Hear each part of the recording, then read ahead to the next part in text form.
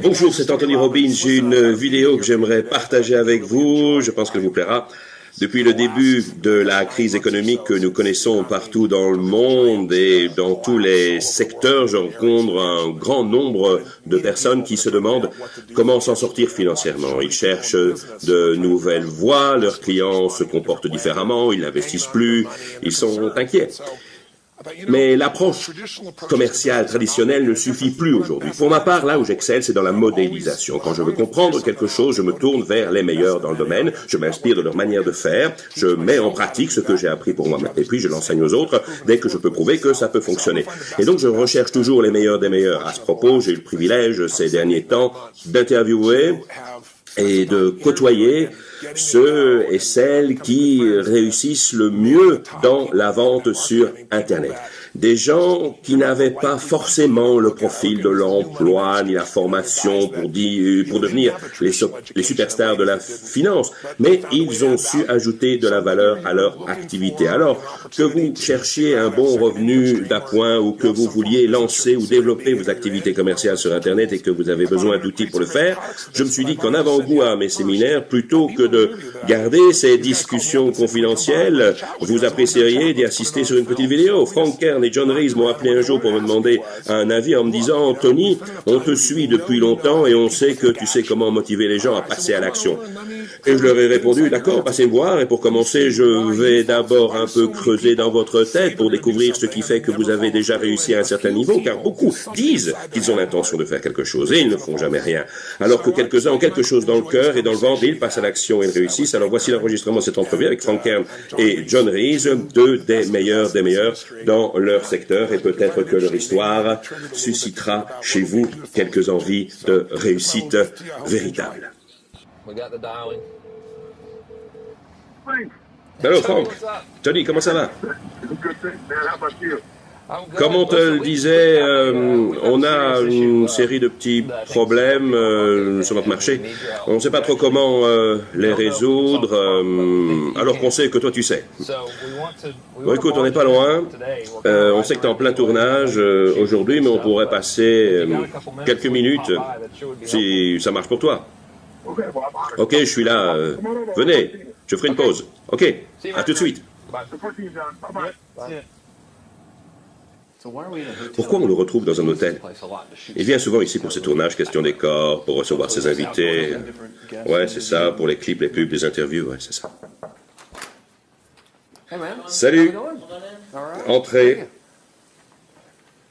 Bonjour Tony. Qu'est-ce qui se passe ici? C'est quoi ça? C'est rien qu'un petit tournage pour mon programme leadership. Content de vous revoir. Allez, venez. Et dites-moi un peu ce que je peux faire pour vous. C'est quoi cet horrible problème que vous avez? C'était juste une excuse. De toute manière, j'ai dit à John qu'on devait trouver un truc qui fait très peur. C'est ça, oui. Venez sur mes genoux que je vous console. On se demandait dans notre domaine, il y a un truc bizarre, mystérieux, personne ne sait très bien d'où ça vient. Ce qui se passe, c'est que nos clients respectifs nous achètent des cours et des formations, et nous, chacun de notre côté, on passe des heures et des heures à préparer, à enregistrer et à développer du contenu pour montrer aux gens comment faire pour créer ou développer un business. Le problème, c'est qu'un grand nombre de nos clients ou des clients des sociétés qui sont sur le même marché que nous n'obtiennent pas de résultats, ou ils ne font pas ce qu'il faut, ou apparemment c'est pas pour eux. Et on se disait que s'il y avait plus de témoignages de réussite, ce serait beaucoup mieux. Oui, on s'est dit que ce serait bien si tous ceux qui achètent ce genre de produits, pas seulement les nôtres, mais tous les produits de ce genre disponibles sur le marché, si tous ceux qui les achetaient les utilisaient vraiment, s'ils suivaient nos conseils et s'ils réussissaient en les suivant. Ce serait bien pour tout le secteur. Donc, la question qui se pose, c'est qu'est-ce qui doit se passer? Quel genre de changement est nécessaire pour que les gens qui achètent nos produits fassent ce que nous recommandons pour réussir? C'est tout aussi mystérieux de voir quelqu'un qui se laisse devenir énorme, qui se déteste et qui continue à s'empiffrer de chocolat. C'est tout aussi mystérieux. Un médecin vient encore de me le confirmer que 70% des gens qui ont le cancer des poumons continuent pourtant à fumer. Donc, on n'est pas en train de parler d'un petit détail ici. Ce mystère fait partie de la vie. Maintenant, il y a une réponse à votre question parce qu'il y a des gens qui réussissent, qui ne sont jamais arrivés à rien dans leur vie, mais qui à un moment donné, ils font ce qu'il faut et ils vont jusqu'au bout. Et moi, je me concentre sur ces gens-là pour savoir comment ils font. Dans ma vie professionnelle, je regarde des gens comme Anthony Robbins, comme Dan Kennedy, je regarde comment ils font et j'essaie de faire la même chose du mieux que je peux. Mais évidemment, je ne suis pas aussi bon rédacteur qu'un Dan Kennedy et je n'ai pas l'énergie d'Anthony Robbins. Et alors, attends, tu n'as pas toujours été comme tu es, Frank. Rappelle-toi, tu gagnais combien à l'époque? $300 par semaine. Et t'as échoué au début, non? Affirmatif, j'ai échoué, misérablement, mais sans aucun effort. C'est venu tout naturellement. Mais au départ, tu me disais, tu gagnais $300 par semaine, et puis du jour au lendemain, tu t'es fait combien? $2500 en 4-5 jours, alors que tu étais en vacances. C'est le moment où mon rêve de commerce sur Internet est devenu réalité. Je vendais des produits téléchargeables, je ne devais même pas être là pour faire des cartons et des livraisons. C'était trop cool. $2500 pour moi, c'était une fortune. À l'époque, je devais payer genre 400 de loyer. C'est ça, et tu viens de nous le refaire là. Quand tu parles de ton visage, c'est clair, il y a plus de joie sur ton visage que quand tu me parles de ces $2500, que quand tu parles des 18 millions que tu as fait après, alors que je sais très bien que tu en es très fier, parce qu'un jour tu as fait 18 millions en 24 heures, c'est bien ça, mais regarde-toi quand tu repenses, il y a beaucoup moins de joie sur ton visage. Oui, 2500, c'est la même chose que 18 millions. Non, c'est beaucoup plus, parce qu'à ce moment-là, tu as reconnu ce qui était possible, mais cette reconnaissance n'a été possible qu'au moment où tu l'as vécu. Mais tu l'as vécu ce moment parce que tu le devais, et tu l'as recherché sans cesse jusqu'à ce que tu le trouves ce moment. C'est exactement ce que tu as fait aussi. Oui, c'est la preuve que la peur n'est plus de mise, que le plan B n'est plus valable, et que tu suis la voie qui te mène vers ce que tu veux. C'est la preuve que c'est la preuve pour ton cerveau que ça fonctionne. Peut-être pas au niveau idéal, mais qu'au moins ça marche. Je viens de me le prouver à moi-même, et donc j'ai gagné. Arrête le jeu. J'ai déjà gagné. Je me le suis prouvé. Je n'ai plus qu'à faire la même chose plus souvent et à un niveau plus élevé. Je sais que ça marchera. C'est ça, tu y vas plus haut et plus fort. Alors, de quoi les gens ont besoin pour s'y mettre et pourquoi ils ne s'y mettent pas? On connaît tous la réponse, c'est la peur. La différence entre vous, moi et tous ceux qui ont un jour décidé de s'y mettre, c'est qu'on a plus peur de ce qui se passerait si on ne réussissait pas que la personne qui est satisfaite de ce qu'elle a et qui espère qu'un jour ça ira mieux ou qui à un moment donné achète un truc qu'elle n'appliquera jamais. Les gens qui réussissent à haut niveau ont plus peur que les autres. Ils ont peur de rater, ils ont peur d'échouer. Ou alors ils ont une raison assez forte qui les pousse à passer à l'action. Alors ça marche comment? Ça commence où? J'en suis malade. Excellent début. Et c'est là que la personne clique pour acheter ton produit. Oui, elle achète pour se sentir moins mal. Comment? Elle achète pour se sentir moins mal sur le moment. Qu'est-ce qui excite les gens? C'est le progrès. Il ne faut pas être arrivé à son objectif pour se sentir revivre. Ce que je veux, c'est progresser. Alors je commence par acheter le produit, mais je n'arrive jamais à franchir la deuxième étape qui est d'ouvrir le colis. Ce qui est frappant, c'est que les gens comme Frank et moi, qui ont eu des prises de conscience fortes à un moment donné et qui, après, peuvent témoigner de leur réussite, ont tous touché le fond, juste avant de devoir rebondir. On le dit à nos clients. Si tu avais un flingue sur la tempe et si tu devais faire fortune dans les 24 heures, qu'est-ce que tu commencerais par faire? Ça parle aux gens. Je dis ça parce que beaucoup de nos clients, et c'est le problème, ne sont pas encore le dos au mur. Ils ne sont pas encore le dos au mur complètement, donc ils ne sont pas encore obligés de faire quoi que ce soit. Ils ont peut-être un certain désir, mais ça va. Ils ont des rêves et de l'ambition, mais ils ne sont malgré tout toujours pas dans la situation où ils devraient faire ce qu'il faut pour maîtriser quelque chose. Donc, à ton avis, comment on peut aller d'une situation où on n'est pas le dos au mur et on n'a pas complètement marre, on n'en a pas complètement marre, à un moment où on peut se conditionner à passer de ça peut aller à quelque chose de plus grand. Vous voyez ça comme ça. Ce qui vous emmerde et ce que vous adorez, c'est très relatif. $2500 en 5 jours. Ça lui fait plus d'effet encore aujourd'hui que le million qu'il a gagné après en 24 heures.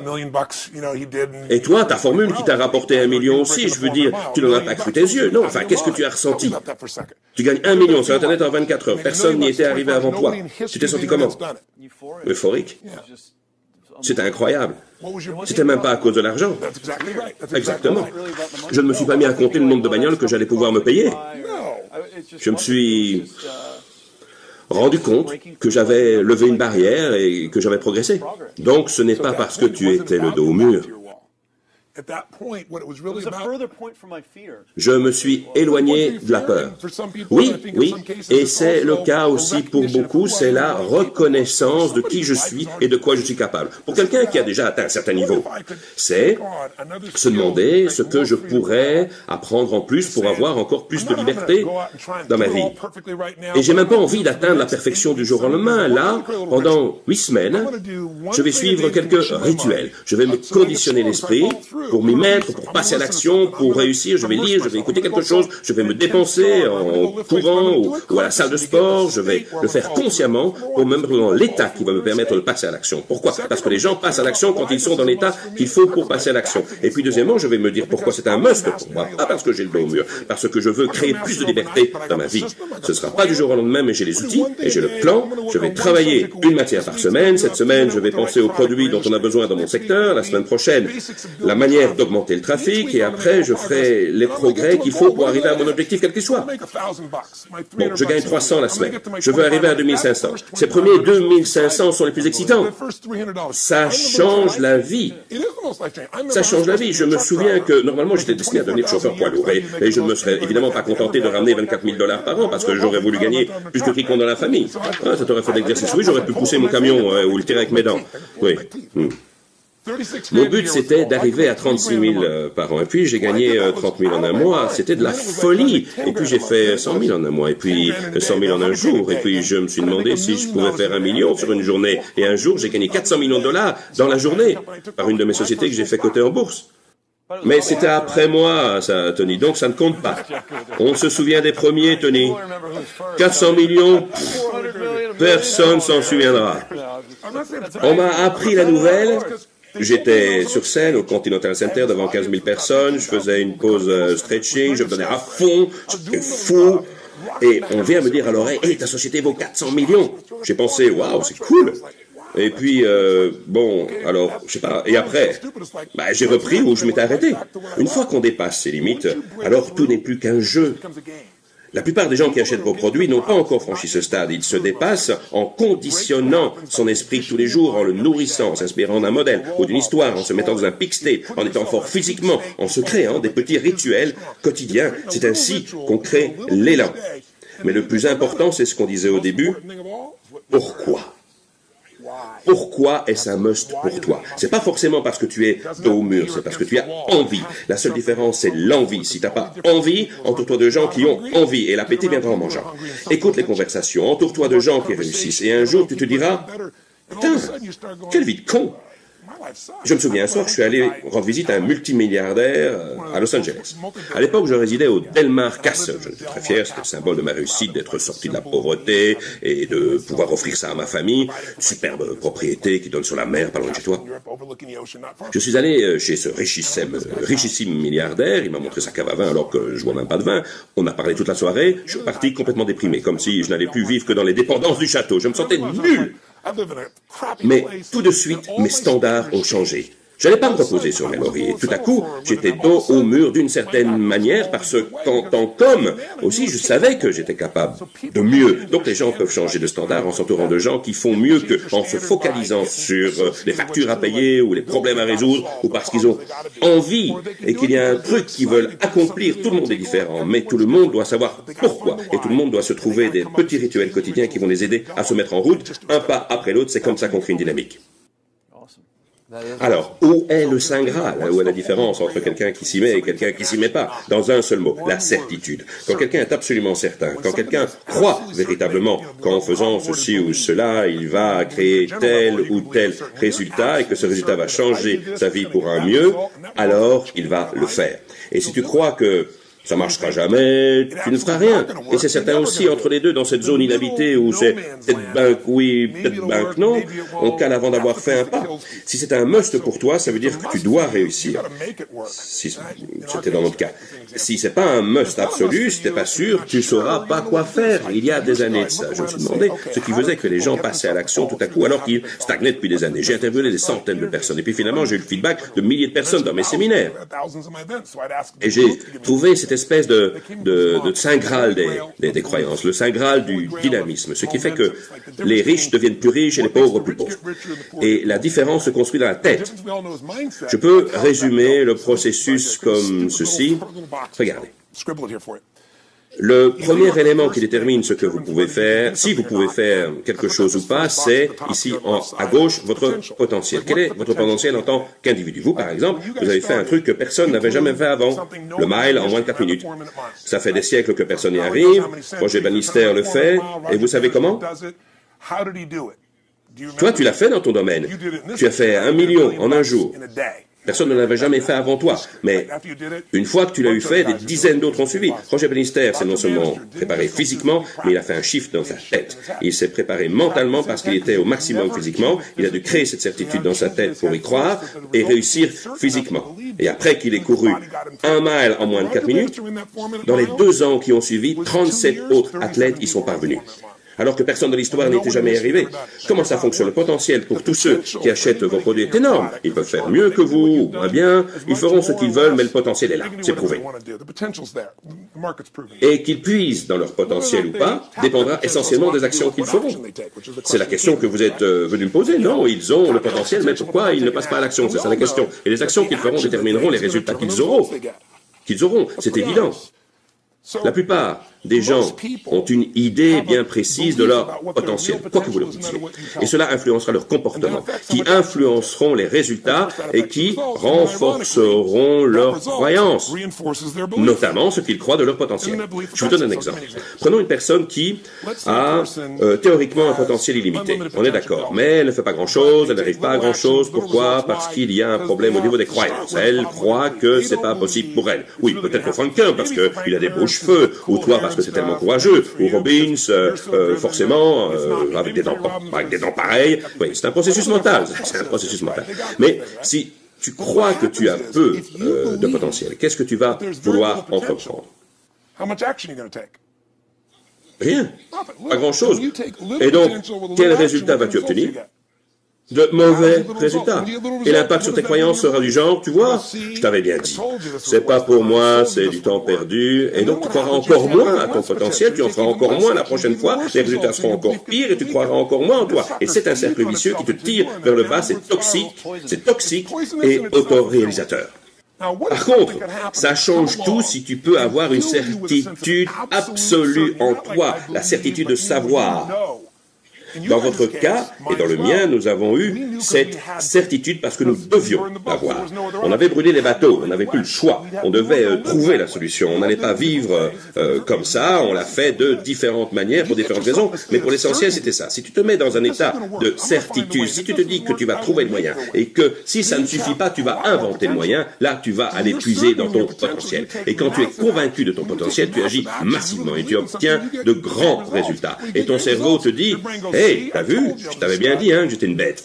Et là, tu te sens encore plus fort. Tu utilises plus ton potentiel. Tu passes plus à l'action. Tu as de super résultats. C'est comme ça que tu es allé de $300 la semaine à 2500 en 5 jours, à 100 000 en un mois, à 1 million en un jour. Même chose pour toi. On crée la dynamique. Les riches deviennent plus riches comme ça et les pauvres plus pauvres. Il y en a qui disent, allez, je vais passer un peu à l'action, je vais ouvrir le paquet et je vais essayer ton produit. Si, je l'ai essayé, ils vous le disent.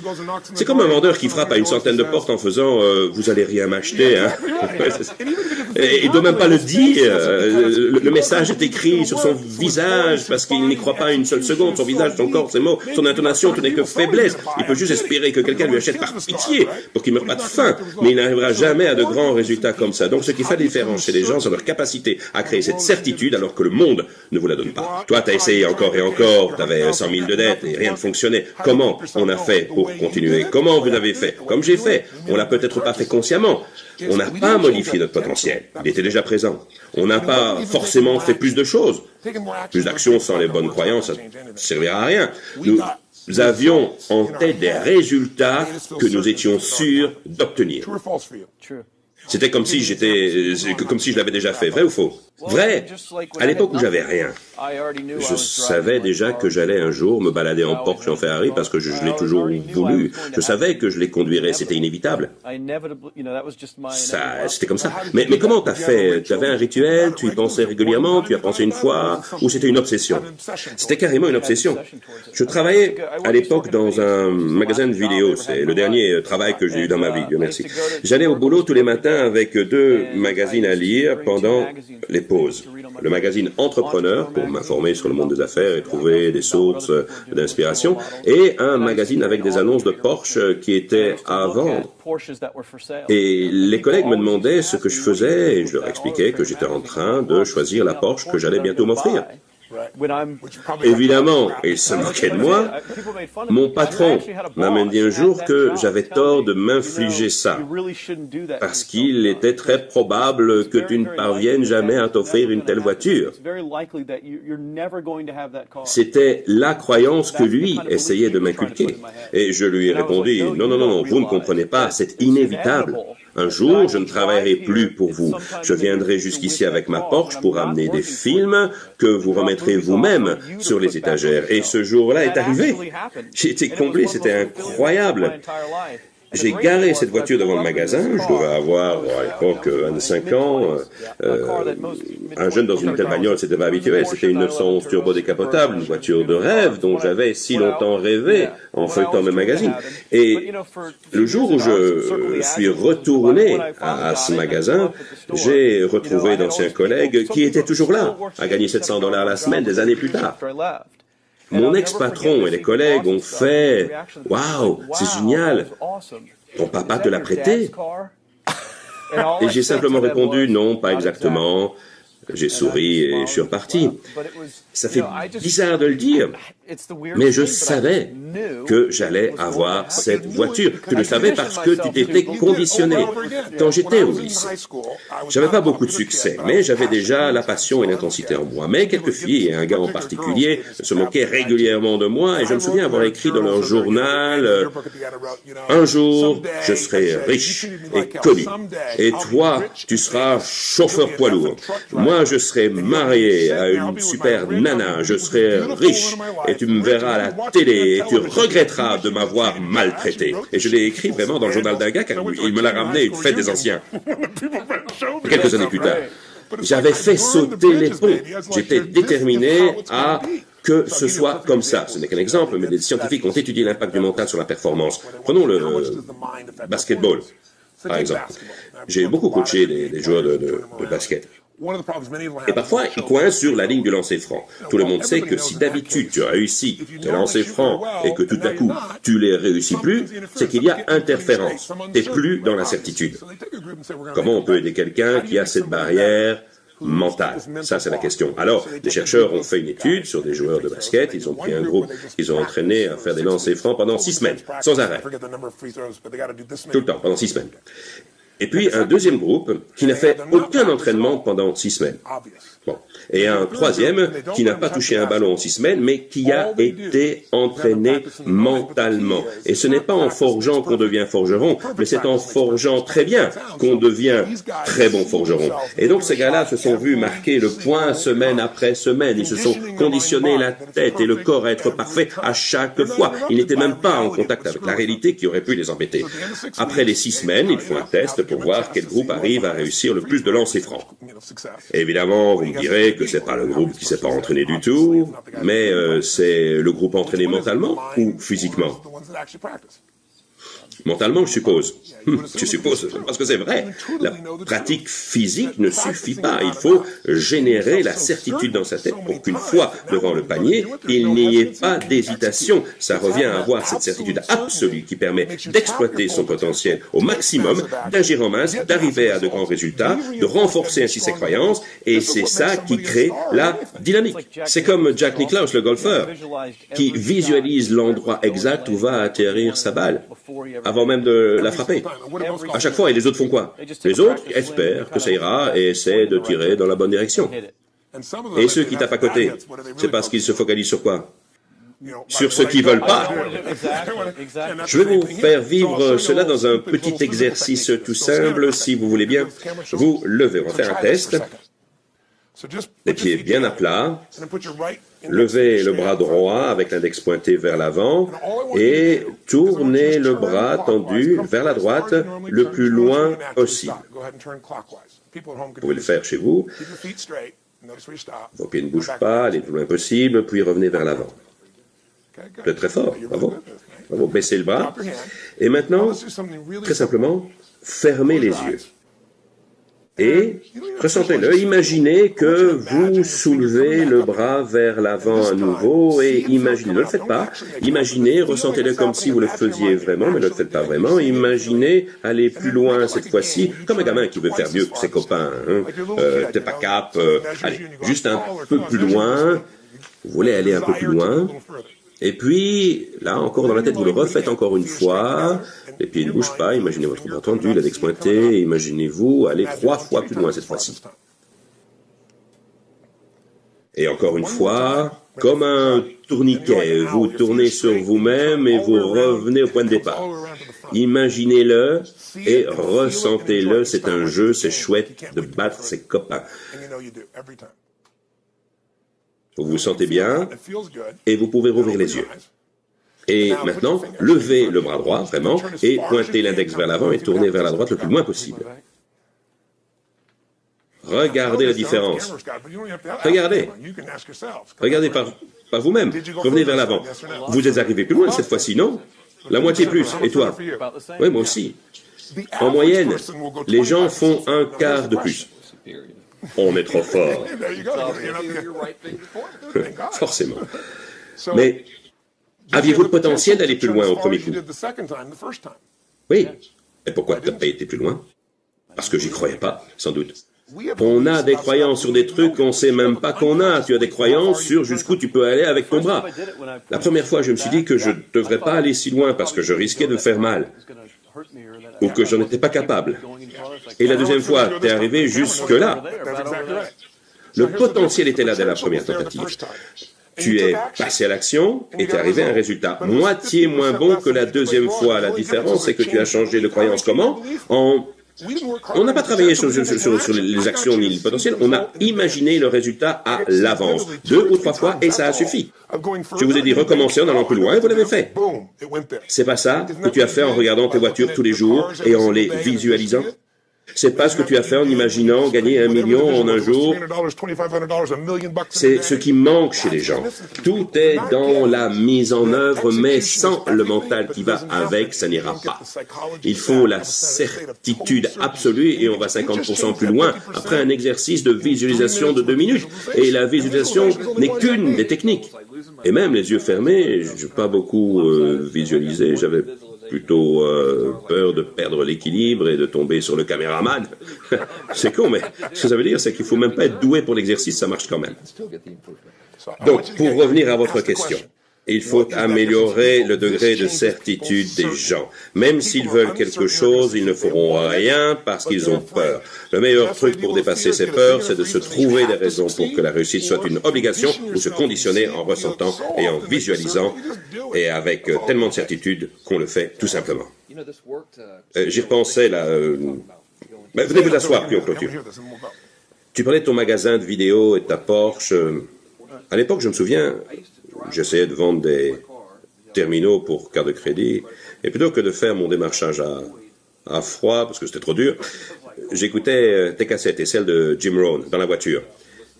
Et aujourd'hui, je continue à faire des tours en voiture pour pouvoir écouter ces mêmes cassettes, parce que c'est là que tu as été conditionné. Je fais des allers-retours le long de la côte. Et à l'époque, au volant, je m'imaginais en train de donner ce même genre de séminaire et d'enseigner ces mêmes matières. Et il y a 3 semaines, je donnais un séminaire à San Diego. Je parlais de croyances et de visualisation. Et je me suis arrêté à un moment donné en disant au public que vous n'allez pas me croire, mais un jour, j'ai visualisé ce que je suis en train de faire là, maintenant, précisément. Donc, ça marche vraiment. J'ai travaillé avec André Agassi en 1993. Si je me souviens bien, il avait été numéro 1, il était retombé à la 32e place, il était à 2 doigts de tout abandonner. Son manager, c'est son père, il n'était pas content de sa vie, il s'était fait opérer au poignet, il se battait pour retrouver son swing, il sortait avec Brooke Shields, il n'est pas encore marié, puis ça s'est mal passé. Et à l'époque, elle lui a dit, appelle Anthony Robbins. Et il lui répond, j'ai pas besoin d'être motivé. Elle lui dit, non, il fait pas de motivation, il fait de la stratégie, il va te montrer comment changer dans ta tête. Il vient me voir, il me dit, vas-y, fais ton tour de magie. Moi, je lui fais, oui, bon, super, merci. Il dit, souviens-toi d'abord comment c'était quand tu tapais sur une balle parfaitement. J'essayais de l'amener dans la zone où il pouvait revoir les moments où il tapait parfaitement sur une balle et je lui ai demandé plusieurs fois. Et il s'est revu dans la situation, il la revivait, il ressentait à nouveau cette certitude absolue dans sa manière de jouer. Il était nouveau dans la perfection, mais on parlait pas de son tennis. On ne parlait pas de technique. Il voyait simplement intensément le résultat qu'il désirait tant. Tout ce que j'ai fait, c'est l'entraîner mentalement. Il a gagné le week-end suivant. En 6 mois, il était remonté à la première place du classement. Il m'en a accordé beaucoup de mérite, mais j'ai simplement reconditionné sa réussite. Tu parlais de cassettes, j'ai fait la même chose, on en parlait encore avec Pam tout à l'heure. J'avais 17 ans et j'allais dans le centre de Los Angeles dans une night school avec K, ça veut dire chevalier. J'avais économisé sur ce que je gagnais comme gardien et j'y allais pour écouter ces cassettes encore et encore, pendant des années. J'avais pas assez d'argent, j'avais plus rien à moi, mais je savais que je devais entraîner mon mental. La personne qui avait créé cette école s'appelait Mario, je l'ai connu, il avait déjà 80 ans, il avait vu comment j'avais déjà transformé ma vie, il était fier du rôle qu'il a pu jouer. Et il disait aux gens que de Robbins, c'est pas du pipeau. Il a pas toujours été comme ça, voilà comme il a fait. Il a écouté ses cassettes des dizaines de fois pour se conditionner. Il est décédé il y a quelques années, je l'ai appelé chez lui, sa fille a décroché et elle a tenu à me dire que j'avais eu beaucoup d'importance pour son père. Et je me dis que ce serait bien si je pouvais remettre la main sur ces cassettes. Je voulais retrouver ces moments comme toi où j'avais visualisé ce que je vis maintenant et elle me dit qu'il me les avait toutes léguées dans son testament. Donc, j'ai toutes ces cassettes chez moi que j'écoutais à l'époque en dormant pour conditionner mon esprit à croire que je pouvais réussir ou donner plus d'énergie à mon corps. Et bien sûr, tout le monde peut réussir, mais c'est pas automatique. Tu peux acheter un produit, mais tu dois aussi l'utiliser pour te conditionner. Il faut avoir un must et se créer des rituels. Et si tu le fais, même tes rêves les plus grands peuvent devenir réalité. C'est comme ça que vous et moi avons imaginé nos vies, parce qu'on devait réussir, parce qu'on a joué ce jeu dans notre tête, et nous y avons vraiment cru en visualisant, en transe, en le ressentant, jusqu'à ce que notre cerveau y croit et qu'on y arrive. Ce qui a augmenté notre potentiel, ce qui nous a fait agir, ce qui nous a fait arriver à des résultats et ce qui a renforcé nos croyances. C'est comme ça, les riches deviennent plus riches et les pauvres plus pauvres, au lieu de te plaindre, changent. C'est comme une prophétie auto-réalisatrice. Et c'est facile de changer, un petit exercice a déjà un tel impact, je me demande si j'ai d'autres limites à dépasser. Les gens souvent le font de travers, ils achètent un truc ou pensent faire un truc et qu'est-ce qu'ils s'imaginent? Que ça ne marche pas. Et donc, ils ne sont pas sûrs d'eux, et ils n'utilisent donc pas leur potentiel, ils vous renvoient le produit sans l'avoir même écouté, et ils en font un autre mauvais résultat, puisque ça n'a pas marché. Ce schéma est le Saint Graal. Si on applique ceci, quelques minutes, tous les jours, on peut changer pour la vie. Si on le fait quelques minutes un jour, on changera pour la journée. Nous sommes définis par nos rituels. Ce sont nos habitudes quotidiennes et ce que nous avons en commun avec tous ceux qui vivent aujourd'hui, ce qui était une visualisation un jour, c'est que nous l'avons faite plein de fois, même quand ça marchait pas, même quand on a perdu 5 000 $, même quand je bossais comme gardien d'immeuble, on n'a jamais abandonné. Si tu veux changer de vie, tu dois définir ce que tu n'abandonneras jamais en créant une dynamique, en commençant par quelques rituels, c'est tout. Et quand on parle de tout ce qui tourne autour de l'argent, justement, des promesses ou des cours ou des séminaires, par exemple, il y a tellement d'escrocs, de salauds, c'est n'importe quoi sur le marché. Les gens sont sceptiques à cause de ça. Ils se conditionnent à croire que le produit doit tout leur prouver avant qu'ils puissent croire eux-mêmes quoi que ce soit. Ils s'intéressent à un produit qui va les aider à gagner beaucoup d'argent. Ils partent de rien et exigent que le produit leur prouve qu'il va fonctionner pour eux avant qu'ils ne puissent croire quoi que ce soit. C'est pas très souvent le cas. pas. Si, mais c'est même pire dans mon domaine, parce que les gens disent que je suis un motivateur. Je déteste ce mot-là. Je crois que j'ai de l'énergie et de la passion. Et les gens me voient devant 10 000 personnes et ils croient que je fais de la motivation. Non, je crois au peak state. Les tout grands athlètes, les artistes sur scène sont dans un peak state. Le problème, c'est que pour se défendre et pour ne plus être déçus, ils mentent sur leurs attentes. Il y a des gens qui me disent « je suis sceptique et pessimiste ». Moi, je dis « non, non, non, mon gars, t'as juste qu'un dans le ventre ». Il ne faut pas de courage pour être sceptique. Il ne faut aucun talent particulier pour critiquer. Et maintenant, en plus, sur le web, tu peux critiquer tout ce que tu veux, détruire quelqu'un sans te dévoiler et en restant anonyme. Par contre, il faut des tripes pour croire. Et si tu penses que quelqu'un va le faire à ta place, tu te mets le doigt dans l'œil. Je suis sceptique et j'attends les preuves que c'est le bon produit. C'est juste l'expression de ta peur. Tu as tellement la trouille d'échouer que tu n'oses même pas espérer. J'ai peur de me faire des illusions et si jamais j'étais déçu. Combien de fois on n'a pas ressenti de déception dans nos métiers et dans nos vies? La différence, c'est que pour certaines déceptions, ça détruit. Et pour d'autres, une déception, c'est source de dynamisme. Et tout le monde a le choix. Tu peux te raconter des bobards et trouver des excuses pour expliquer pourquoi ça n'a pas marché, ou analyser pourquoi ça n'a pas marché, et voir ce que tu peux faire pour que ça marche. Ça ne marche peut-être pas la première fois, la deuxième fois ou la troisième fois, mais ceux qui ont la volonté trouveront toujours un moyen. C'est le dénominateur commun entre nous et nos amis, les Money Masters. Nous avons réussi grâce à notre volonté. Personne n'a rien fait à notre place. On s'est débrouillé et on continue. Et on continue à changer. 99% de l'argent gagné est gagné par 1% de la population, parce que seul 1% de la population est prête à se conditionner le corps et l'esprit en respectant quelques rituels quotidiens. Les autres vous raconteront leurs histoires expliquant pourquoi ça n'a pas marché et que c'était pas leur faute. Dans la vie, il y a deux choses. Tu arrives à des résultats où tu racontes des histoires. Et trop de gens croient que les 1% ont un droit que les autres n'ont pas. Et c'est pas vrai. C'est dans la tête. C'est des croyances que l'on peut changer par un conditionnement de base. Tu viens de nous le prouver. C'est pour ça que j'ai fait Get the Edge et Personal Power, parce que au départ, c'était 30 jours. Et les gens m'ont dit, ouais, les résultats étaient là, mais en même temps, ils n'avaient pas 30 jours. Et moi, au début, je disais, quoi, t'as pas 30 jours pour changer de vie? Bon, alors j'ai dit, ok, je peux proposer 7 jours. Parce que, en fait, ça suffit pour créer l'élan, hein, et c'est parti. De toute manière, quand est-ce que la vie change? Sur l'instant, sur un moment. Faut pas 10 ans pour changer de vie. Tu vas peut-être te faire chier pendant 10 ans, mais tu changeras de vie au moment où tu te décideras. Tu te diras, j'en ai assez, je fonce, et vous l'avez fait, vous êtes passé à l'action, vous êtes dit, assez, ça suffit, j'arrête, ou je commence, je t'aime, on change de vie sur un moment, et ça, c'est faisable en 2 jours. Il ne faut pas attendre de tout connaître, de tout maîtriser, il faut simplement faire ce qu'il faut, et être dans l'état propice au progrès. Ben voilà, je pense que c'est la réponse à la question, de savoir pourquoi les gens passent à l'action. Au final, nous trois, et tous ceux que nous considérons être de la famille et qui sont dans les mêmes processus, nous avons tous bien réussi. Ça se voit dans ton regard, Franck. Quand tu parles de tes $2500, on ressent ta joie, ou la joie que je ressens chez toi quand tu refuses de t'établir. Quoi qu'ils disent, tu refuses de baisser le niveau de tes attentes, et je vais revenir un jour en Porsche, et c'est toi qui rangeras les cassettes. Il y a quelque chose chez tous les êtres humains qui fera clic. Et demain ne sera plus jamais comme hier, et ce processus est une accroche émotionnelle. Et j'espère que ceux qui nous regardent vont vouloir trouver ce déclencheur, un truc qui fait chier, dont ils se rappellent, ou un super plan.